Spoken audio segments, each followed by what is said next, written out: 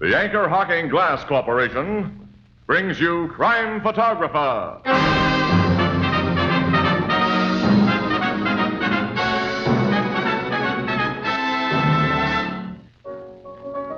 Hiya, Casey. Hi, Ethelbert. How did Santa Claus treat you? Fine, just fine. I'm so full of Christmas spirit, I could even kiss the city editor. What do you know? And me, I could even forgive and forget one or two of those Christmas neckties. Hey, some of those things are Lulus. You ought to see the one Marvin got. It lights up and spells a message. Well, anyway, it's a beautiful sentiment. What's it say? The most wonderful words. Anchor Hocking, the most famous name in glass.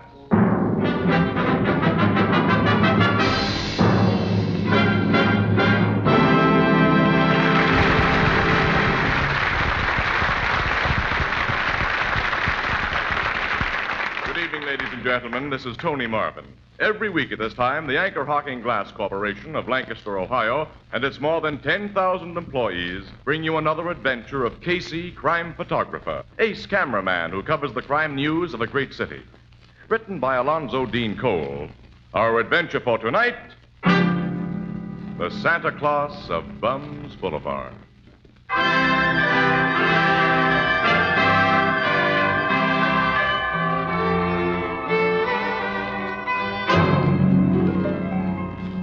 Christmas, about 1 o'clock in the afternoon, the Blue Note Cafe. Ethelbert, the head bartender, gazes sympathetically at the two glum faces opposite him, sighs, and... Casey, I know just how you and Miss Williams feel. It ain't right to have to work on Christmas Day. The three of us should have different jobs, Ethelbert. And say, Ethelbert, where's Herman Chittison? Now, he's having Christmas dinner with his family, the lucky dog. Johnny Paul dropped in to play the piano for us today. Oh, good. Oh, my holidays don't mean a thing in our racket, Ethelbert. Newspapers must be printed. And guys in my profession have to stand behind bars and make with bottles. And lemons. Oh, well, it might be worse. At least we ain't got families. Well, that's what makes it worse for me. My family's 1,000 miles away. I haven't got a family anywhere. Well, you've got sisters, Casey. Sure, they're all married. They all got families of their own, and all 2,000 miles away. My sister Edna ain't married, but you know Edna. Yeah. Well, let's can this deep philosophical discussion, Annie. Get started for Hackett Street. Hackett Street? We have an assignment down there. That's the crummiest street in town. Nothing but gin mills, flop houses, and bums. Yeah, it's Bums Boulevard. Why's your paper send you down there on Christmas? For a story, of course. Yeah. Ethelbert, you know, for the past 2 years, at exactly 1:30 on Christmas Day, a guy has shown up at the corner of Hackett and Finley with a wad of new $1 bills, which he's handed out to all the rummies around there. Then when his wad is gone, he's beat it, without telling anybody who he is, where he's from, or anything. If he shows up again this year, City Desk wants pictures of him and a complete yarn about him. We'll play him up as the Santa Claus of Bums Boulevard. The guy must be nuts, giving good dough away to a bunch of lushes who'll spend it on nothing better than cheap hooch. What kind of a guy is he? Oh, probably a publicity hound, I guess. Well, come on, let's get started, Annie. Yeah, we haven't too much time before 1:30. So long, Ethelbert. So long, and Merry Christmas. Yeah, it'll be a very merry and very Christmassy Christmas among the panhandlers and drunks we're going to see. You know, the holiday spirit's a lot of malarkey anyway, unless you got a family. Come on, Annie. Yeah, you're right, Casey. Yeah, he's right. Walter, bring up some lemons.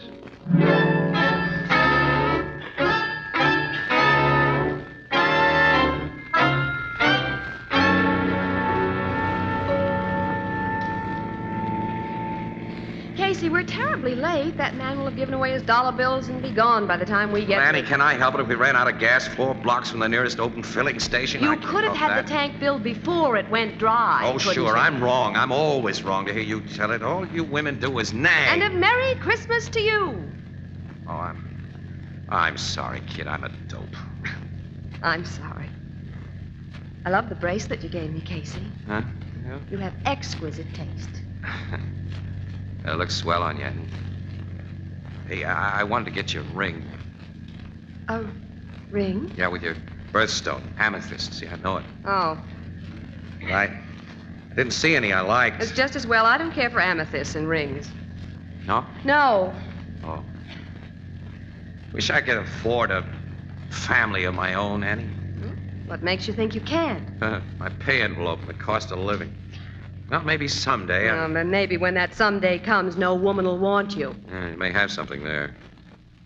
I've been a bachelor so long, Annie, it's become a habit. You know, this morning when I woke up in my dinky little apartment, I felt, empty and lonely and useless. I haven't got a home. I felt the same way. I wonder, maybe, Annie, if the two of us... What about the two of us? Well, Oh, nuts. Look at this crummy street and the people on it. How can anybody think of home and a family life down here? How can anybody believe in anything or dream of anything? Every one of these bums, Annie, had big ideas once, and now look at him. The street is frightening, isn't it? Anybody reaches here, he's finished. The last stop. There's a crowd lined up at the next corner, Casey. Is that where they... Yeah, that's the place where the dollar bill Santa Claus has shown up before. Well, maybe he's been there and gone. No, if that were so, those rum-dums wouldn't be standing in line. They'd all be in the nearest gin mill spending the dough or fighting to get it away from each other. Well, I'll park the car here and walk the rest of the way. Yeah, the car may be safer away from that mob. That's how I figure. Let's see, I got the camera. Lock the car. Okay, let's go. It's 1:45, Casey. According to his previous schedule, Santa Claus is 15 minutes late. Maybe he won't show up. It'll be a big Christmas thirst on Bum's Boulevard if he doesn't.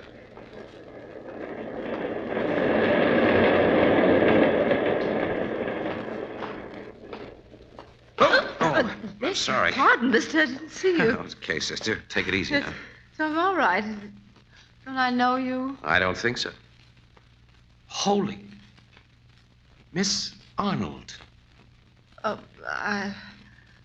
We're both mistaken. I don't know you, and you don't know me. Excuse me for bumping you. Goodbye.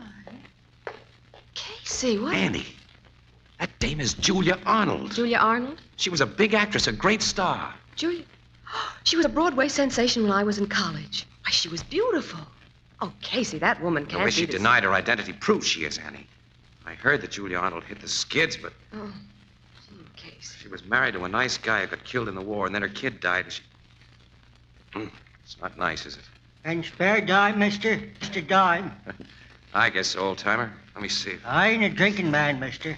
I'll spend it for food, not liquor. You don't look like a rummy. I ain't. I'm just old. You can ask anybody around here about Smitty, that's me. They'll tell you Smitty don't drink, don't steal. The worst they'll tell you about Smitty is he's just too old. Look, I haven't got any small change, Smitty. Here's $1. Oh, and here's another for me. $2? Oh, God bless you both. Forget it. Yeah. Goodbye. Merry Christmas to you. Merry Christmas. And Merry Christmas. You didn't look like a faker, Casey. No, just old. Christmas. There are plenty of fakers in that mob we're coming to, though. Oh, they look like a line of zombies. Yeah. Dead and won't lie down. Not that big guy over there, though, Annie. That big, heavy-set mug, the green lumberjack coat. Oh, he looks like a prize fighter. I know that guy. His name is Boots Driscoll. He's a yellow skunk. He's mean as a copperhead. You know, that louse would steal pennies from Kid, and he's the boss of Bum's Boulevard. I gather you don't like him. I don't. Well, look who's here. Hello, Boots. Hi, Casey. I ain't seen you Yeah, since... since the last time you came out of the big house. That's right. Who's the good-looking dame with you? This lady's a friend of mine. Well, ain't you gonna introduce us? Nope. Oh. What are you doing down here in my territory? Came to get a line on the screwball who hands out new dollar bills on Christmas. Apparently he's late. Yeah, the louse. When he shows up, I get a good mind to kick his head in. Yeah, not until after he hands out his dough, of course. You think he'll show up? The folks think so because they want to think it. Me, I just stick around and keep everybody in line. So you got them all lined up. Yeah, first come, first served, if and when Santa Claus gets here. All right, stop pushing, you bums. Get back in line there. Of course, you get something for your policing service. Well, why not? Them jerks would tear one another to pieces fighting for a grab at them bucks like they did last year if I wasn't around. This year, I'm taking a cut of 35 cents out of every bum here to keep things peaceful. Boots, you've got all the instincts of a big racketeer. I'll say. Where's the racket part? This is a legitimate business. I guess it is at that for you. This way, you're getting the dough without using a gat or brass knuckles. Say, if that's meant as a crack... Skip it, Boots. I'm nearly as big as you are. Boots. What? Casey, that awful-looking man. Boots. What do you want, creep? Creep's a good name for him. Hey, the guy who passes out dough. Santa Claus. I just found him. You found him? Yeah. in the alley back of Fritz's gin mill. Somebody socked him on the head and took all his dough. I think the guy's dead. Dead? Dead. Yeah, dead. Dead. Hey, you bums stay here. Show me, creep. Yeah, come on. We're going too, Annie. I'll say we are.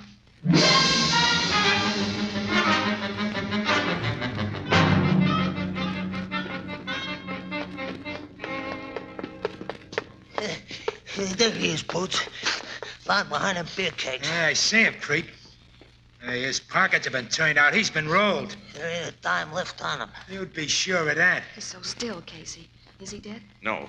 His heart's good and strong, Annie. He's only been knocked out. Oh, he's such a little man. Such a mild, gentle-looking little man.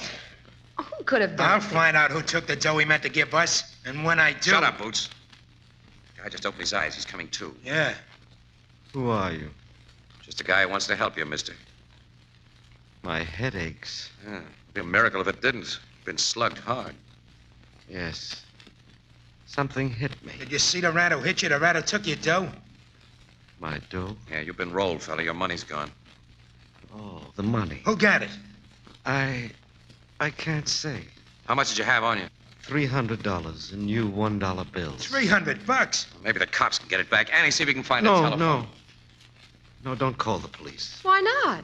You've been assaulted and robbed. But my head doesn't hurt very much now. I haven't been really injured. And I'm sure the thief will return the money. Return? When he becomes aware that it belongs to his neighbors, to his comrades down here.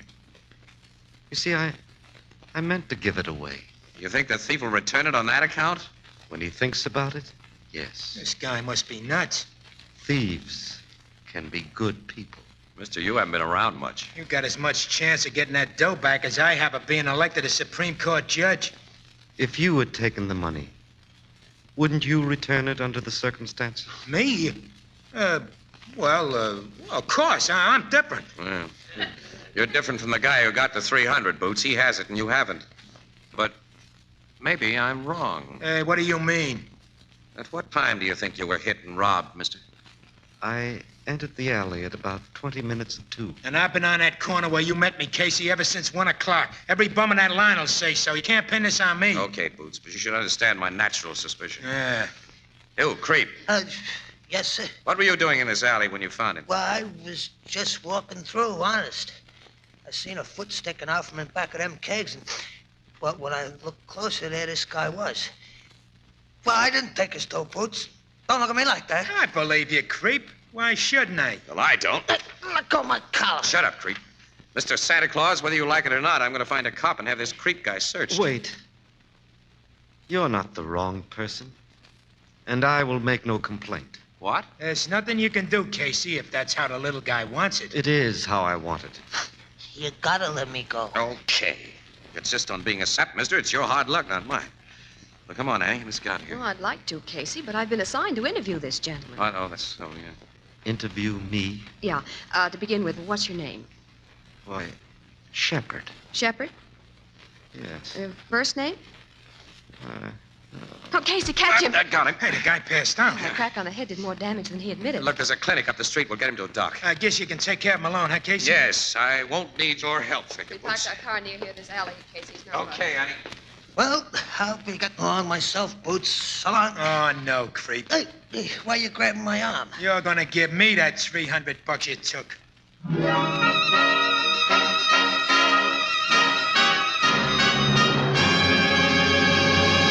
Our story will continue in just a moment. All of us at Anchor Hocking want to wish you a Merry Christmas. We hope that this great day has brought you all the joys that were so carefully planned. The gaily decorated tree, the happy exchange of gifts, the reminiscences of a united family group. Yes, Christmas is a great day for getting together, a time of goodwill, good cheer, and good food. Food that you can buy with all its freshness, taste, and purity perfectly preserved. For this, we have to thank the many great organizations who process and ship us our better foods, and who know that flavor, purity, and freshness are best preserved in clean, sanitary glass containers. Containers that preserve and safeguard flavor and taste while they permit you to see in advance exactly what you're buying. Anchor Hocking is proud that so many of the leading brands of food of all kinds come to you in Anchor glass containers, sealed with anchor caps. Products of Anchor Hocking. The most famous name in glass.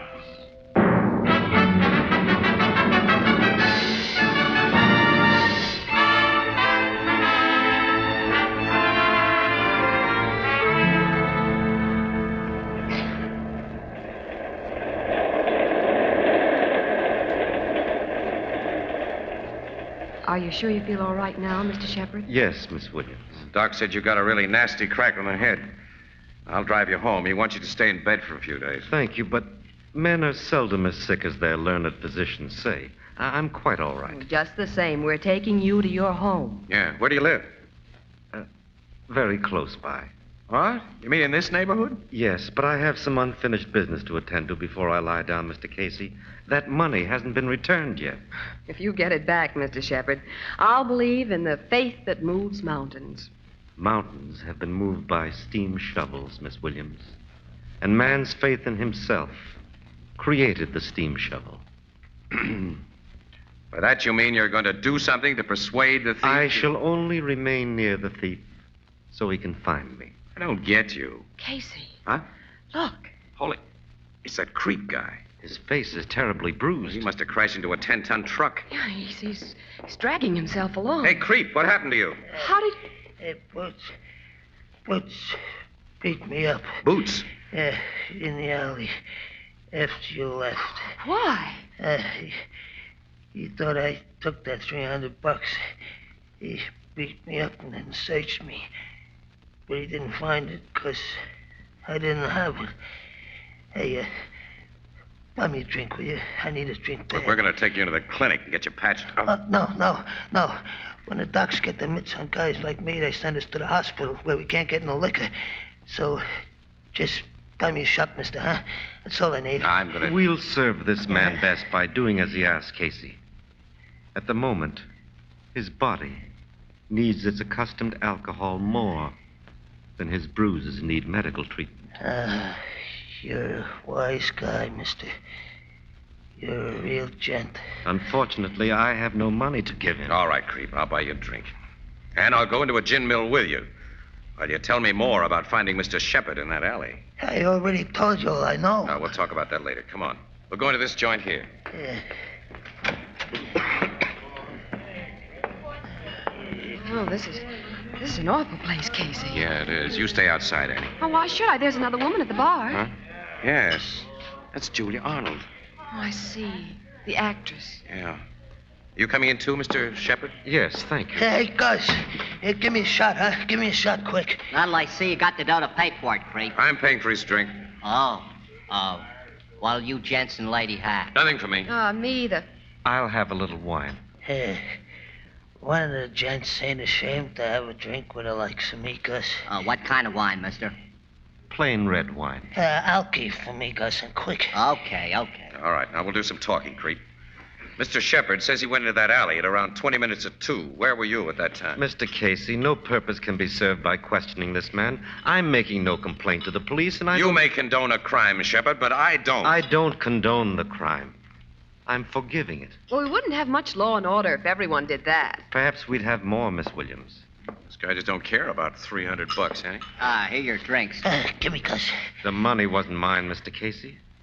I'd have given it away in another few minutes. And a lot of good it would have done him. $1 apiece that'd slide across bars like this for raw alcohol. Mr. Shepard, you seem like an awful nice guy, but it's time somebody taught you the facts of life. Few can teach the facts of life, Mr. Casey. Few but little children. Because man forgets the simplicity of childhood.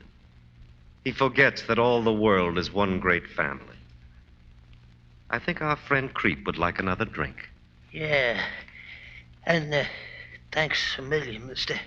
Hey, Gus. Okay, creep. Be with you in a minute. Hey, Gus. What do you want, Julie? Another drink, of course. You drank up the buck you gave me. Oh, Casey, that fine actress. Come here, Gus. Come here. There's nothing anybody can do for her, Annie. Julia Arnold's hit bottom. Look, I fooled you, Gus.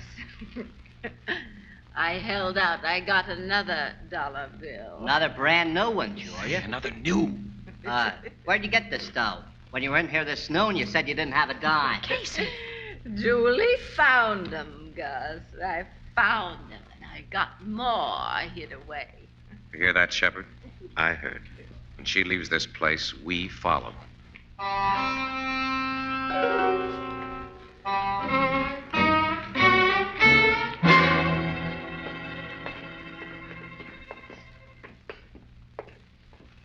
She's turned it into the same alley where you were robbed, Mr. Shepard. I see, Miss Williams. And we saw her come out of that same alley just a little while before Creep found you. Poor woman. Yeah, it's a rotten shame. Julia Arnold was a fine person once. She can be a fine person again. Casey, why didn't you let Creep come here with us? Oh, because these bums all stick together. I know how they act. He might have tipped off Julia Arnold that we're trailing her. She's going down into that cellar, Casey. Come on, we don't want to lose her. Wait. That man. Boots Driscoll. He was hiding behind those ash cans. Now he's going down into the cellar. As though he were watching for Julia Arnold, as though he's following her now. Come on, let's go.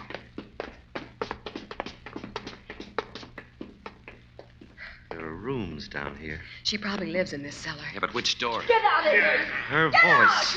That door, Casey. We're going in, all right. What? Let her go, Boots. I said let her go. They broke my arm. What's the big idea, Boots? I'll ask her. He came to rob me. He said he'd make me tell where my money was hid. And you're gonna tell me, all of you. Stick up your hands. Casey. The man has a gun. I see. Stick 'em up, I said.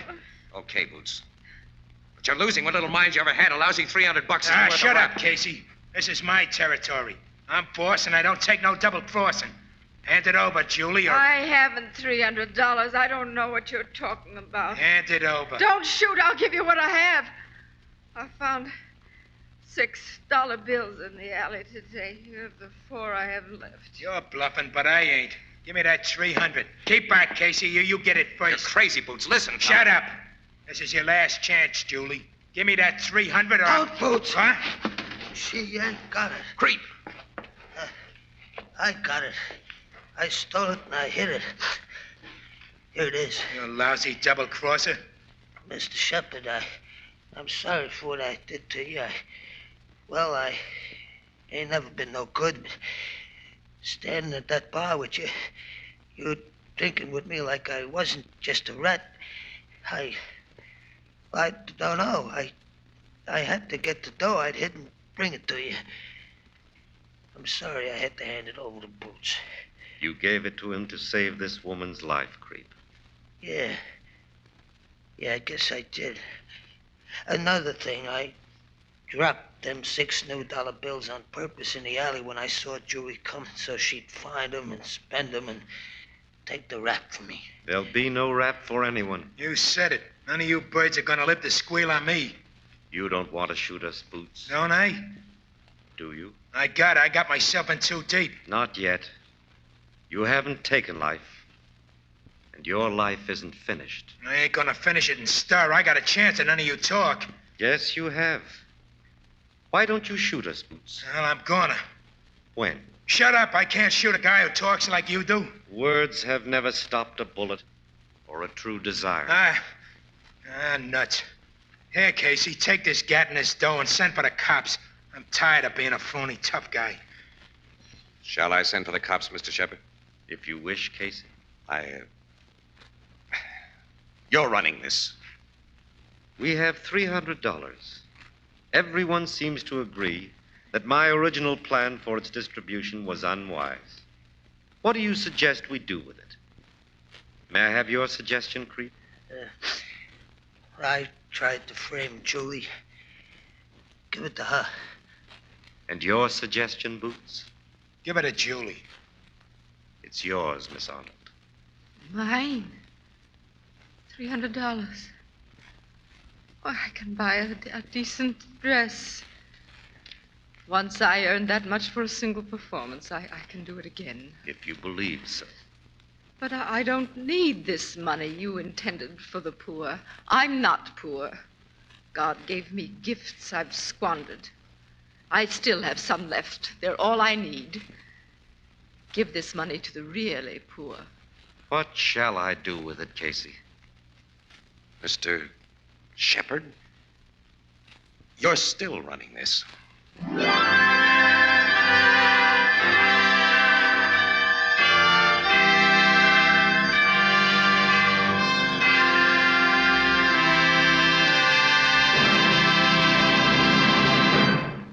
We'll join the crowd at the Blue Note in just a moment. Perhaps among your Christmas gifts, you received a beautiful set of jadeite dinnerware. Then you already know how attractive it will look on your table. And in the months to come, you'll learn that jadeite dinnerware is as sturdy and heat-proof as it is lovely to look at. You'll be proud of your jadeite dinnerware because of its beautiful texture, its color, its flawless design. And your guests will hardly believe that this jade green dinnerware costs so little. But incredible as it may seem, you can buy a 35-piece jadeite dinner service, including 6 cups, 6 saucers, 6 dessert plates, 6 salad plates, 6 dinner plates, 1 vegetable bowl, a platter, and a sugar and creamer set for less than $5. And jadeite is also available in open stock at chain stores, department stores, and most other stores selling chinaware and glass. Remember the name, jadeite. That's spelled Jadeite.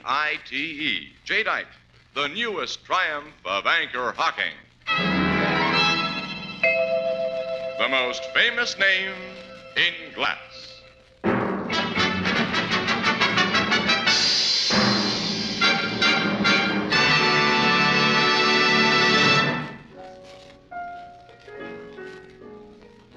So Mr. Shepard gave the dough to that old man who panhandled you and Miss Williams, huh, Casey? Yeah. Smitty, who didn't drink and didn't steal. Was just old. What do you suppose Smitty did with it, Ethelbert? How should I know? He was so happy he had to make others feel the same way. He played Santa Claus. You mean? Yeah. He stood on a corner of Bums Boulevard and handed out those dollar bills. Funny, wasn't it? Yeah. He was like a little child who hadn't forgotten that all the world is one big family. That's a pretty thought. I got it from Mr. Shepard. He sounds like a very interesting guy. What'd you find out about him, Miss Williams? Him personal, I mean. Nothing. While we were watching old Smitty give his money away, Mr. Shepard wandered off and we lost him. Think you'll find him again? Well, I hope so. So do I. But you don't know his address or even what business he's in? No. But he told me he was once a carpenter.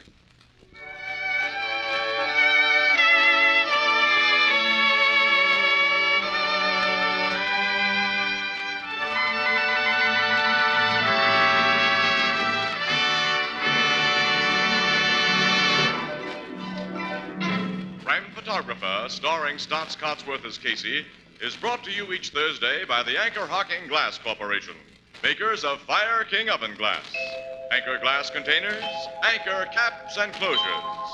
All products of Anchor Hocking, the most famous name in glass.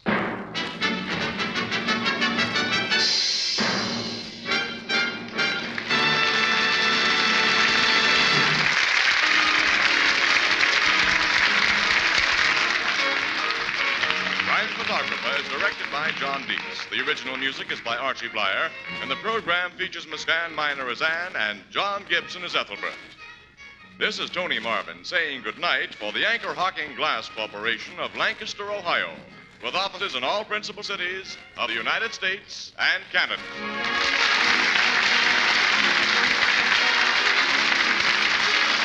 This is CBS, the Columbia Broadcasting System.